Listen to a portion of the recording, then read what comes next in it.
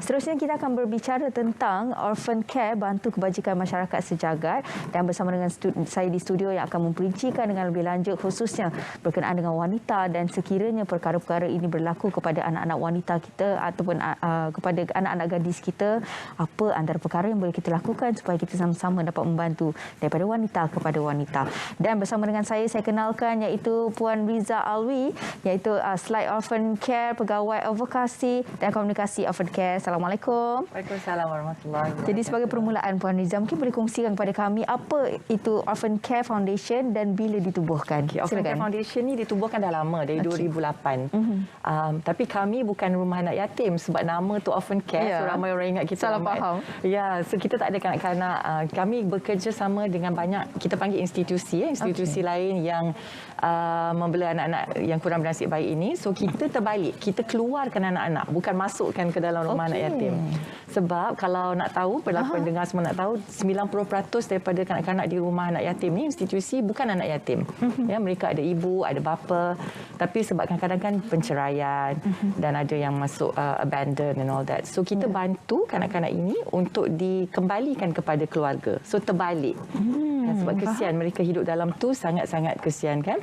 Dan kami juga dikenali lebih dengan Baby Hatch. Baby Hatch lagi orang tahu tentang orphan care lah. Ya, betul. Dan berkaitan dengan perkara itu, Puan, itu kalau kita lihat kan sekarang ini antara kes remaja, pembuangan bayi yang cukup memilukan hati kita, dan ini antara perkara yang diambil kira oleh orphan care sendiri, iaitu membantu mereka, iaitu di antara umur kebiasaannya 16, 17, 18 tahun ya. Remaja lah. Dan ini merupakan satu tanggungjawab besar yang dipikullah oleh orphan care sendiri untuk membantu mereka. Mungkin boleh kongsikan, Puan.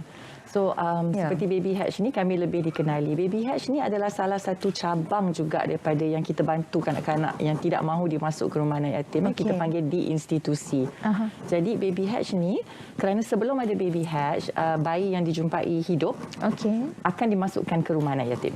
Ya, jadi mereka akan membesar terus dekat situ. Tiada latar belakang, tiada keluarga. So kita tidak mahu perkara sebegini.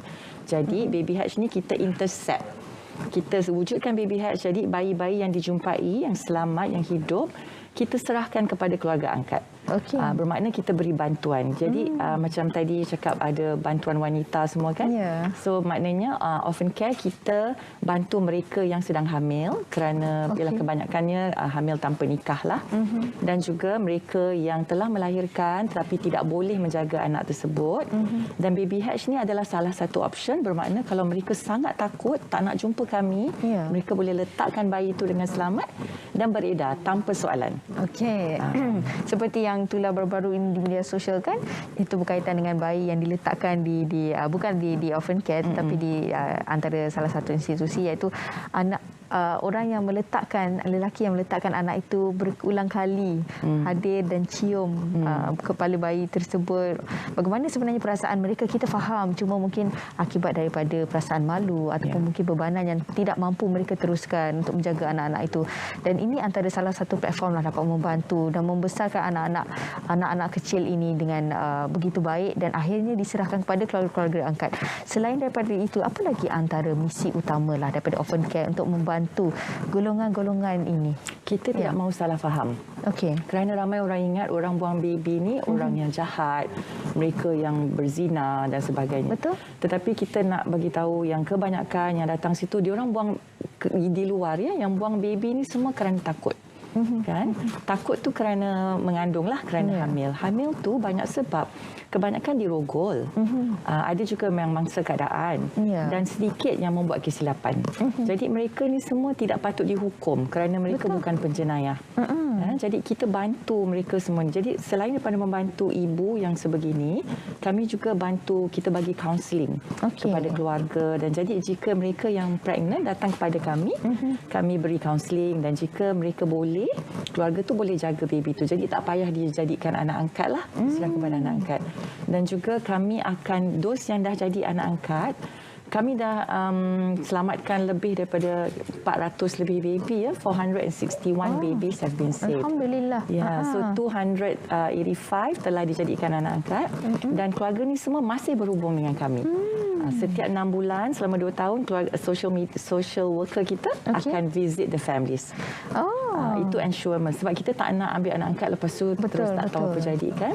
Yang selebihnya selepas kaunseling ibu dan keluarga boleh jaga anak tersebut. Okey, maksudnya masih ada pantauan ya. Masih ada itu yang kita nak kerana kita tidak mahu, we have to do it secara legal lah untuk adoption ni semua kan, dan bantuan kepada mereka yang bernasib malang ini. Ya, baik. Dan selain daripada itu, apa lagi antara bantuan-bantuan yang dihulurkan kepada golongan ini? Tadi yang kita selamatkan kanak-kanak di rumah anak yatim. Betul. Di mana kita satukan mereka kembali dengan keluarga mereka ataupun waris, sebab mereka yang di dalam rumah anak yatim ni mereka ada keluarga, masih ada atuk, ada bapa saudara. Jadi kita bantu keluarga tersebut supaya kanak-kanak ni boleh balik semula ke rumah keluarga. Jadi kita akan bantu selama 2 tahun juga. Sama ada daripada segi pendidikan ataupun sewa rumah, barang-barang dapur. Kita tengok setiap keluarga lain bantuan. Itu pun kita lakukan selama 2 tahun. Jadi kita bekerjasama dengan institusi lain yang mempunyai anak-anak sebegini dan kita cuba keluarkan. Tapi tak semualah sebab kebanyakan institusi sekarang kan terlampau ramai. Sebagai rakyat kita pun prihatin bila kita nak bantu kanak-kanak, kita ambil letak dalam rumah anak yatim. Sebenarnya lebih baik bantu keluarga daripada kita letak mereka di dalam institusi terpisah daripada keluarga kan. Betul. So bantuan sebegitulah yang kami buat, memang fokus kepada kanak-kanak dan bayi. Baik, maksudnya di sini adalah fokusnya adalah untuk bantu keluarga tersebut supaya anak-anak kecil itu membesar bersama dengan keluarganya, tidak terpisah dan keluarga itu dijaga dengan baiklah. Seperti tagline kita, it's like every child needs a family. So setiap kanak-kanak perlukan keluarga. Tidak perlu membesar dalam institusi. Kita kena tukar mindset. Nak bantu keluarga yang susah, jangan pisahkan anak. Jangan masukkan mereka dalam institusi. Bantu keluarga tersebut. Dan sebagai contoh antara perkara lain Puan, iaitu anak-anak kecil ini ataupun bayi-bayi yang ditinggalkan oleh ibu bapa mereka yang mungkin tidak berkemampuan. Selain daripada diberi sebagai anak angkat, adakah masih mereka berada di orphan care? Tidak. Itu lagi satu salah faham. Jadi bayi yang diselamatkan kita tidak simpan di orphan care. Kena faham kena fahamkan. So ramai orang ingat baby hatch ni kita simpan banyak baby dalam cubicle kan. Orang nak datang nak pilih. So tak macam tu. Setiap bayi yang diselamatkan akan melalui proses pengangkatan dengan segera. Dalam masa 3 hingga 7 hari, 3 hingga 10 hari lah proses itu akan selesai. So kita akan bantu pergi ke mahkamah, buat pengangkatan yang sah bersama ibu bapa angkat yang telah ada dalam kita punya waiting list. So waiting list ni sangat important. Kita bekerjasama dengan JKM dan kita juga ada banyak proses lah. Kita ada interview, kita ziarah ke rumah dan juga kita ada training. Training tu bermakna kami buat psychology training, kita cerita semua tentang proses pengangkatan dan bagaimana.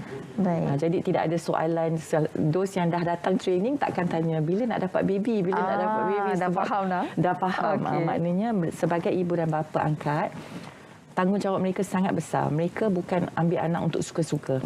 Mereka ambil anak ni untuk membantu masa depan kanak-kanak ini. Mereka adalah yang amanah untuk menjaga bayi-bayi yang kurang bernasib baik. Syarat-syarat itu pastinya pelbagai syarat-syarat yang ditetapkan untuk memastikan keadaan anak dalam baik. Dia perlu ada pemantauan. Jadi ramai orang ingat macam apa susah sangat. Dia tak susah kalau dah 200 lebih daripada kami dan JKM pun dah banyak buat pengangkatan. Jadi benda tu perlu ada.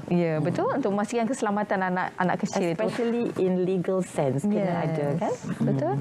Okey, baik, dan sekiranya Puan ada perkara yang tidak diingini berlaku kepada anak-anak kecil ini, apa antara tindakan orphan care ataupun mereka you mean selepas selepas itu? Alhamdulillah kerana pemantauan yang kami buat dan kami still keep in touch, tidak ada cases yang tidak sepatutnya lah. Dan kita juga buat semi open adoption di mana ibu yang melahirkan boleh kontak dengan ibu bapa angkat. Sebab ibu bapa angkat pun sudah faham peranan ibu jika ibu kandung mahulah. Jadi melalui orphan care lah, jika mereka nak tengok gambar anak, nak apa semua melalui kami, kami akan macam paskan kepada mereka. Ada juga Yang pernah datang macam I think 2-3 weeks ago, dia orang datang celebrate birthday. So ibu angkat, ibu sebenar celebrate birthday dekat office kami. Itu dia banyak sebenarnya yang perlu diambil kira, saya kira puan ya.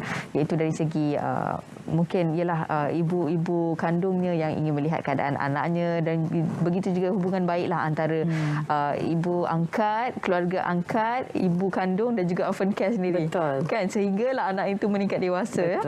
Itu dia. Dan sekiranya ada para penonton yang mungkin berminat untuk bersama dengan orphan care ataupun mungkin yang ingin menjadi sebahagian daripada waiting list, bagaimana caranya puan? Kami boleh email kepada adoption. So cari ayat adoption, ADOPTION @orphancare.org.my. So ramai ingat macam orphan care agensi anak angkat, kami bukannya. Kami membantu kanak-kanak, even kanak-kanak yang sudah di dalam yang berada di dalam institusi tetapi memang tak ada keluarga.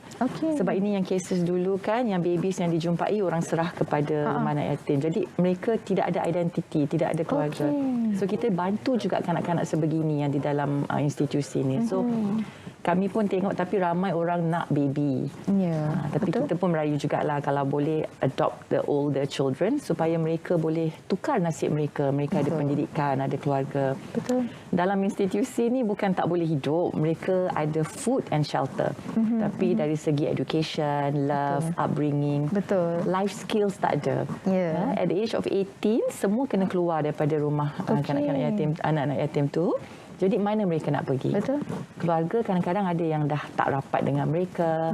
Itu yang cycle ni often cannot stopkan, sebab the children are the future kan. So kalau mereka keluar dan tanpa arah tujuan, itu yang jadi bawah jembatan, jadi penagih dadah, sebab they follow, some of them the seniors will guide them bila diorang keluar kan. So kita nak benda tu stop.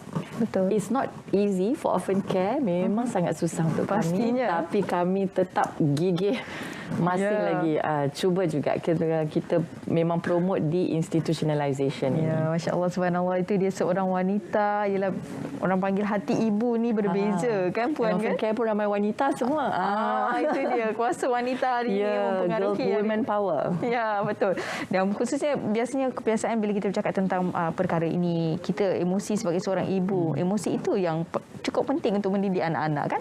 Kerana dengan emosi itulah kita boleh membentuk anak-anak dengan kasih sayang, dengan ada perasaan belas kasihan, dengan pelbagai emosi-emosi ini akan merangkum dan membentuk seorang kanak-kanak itu.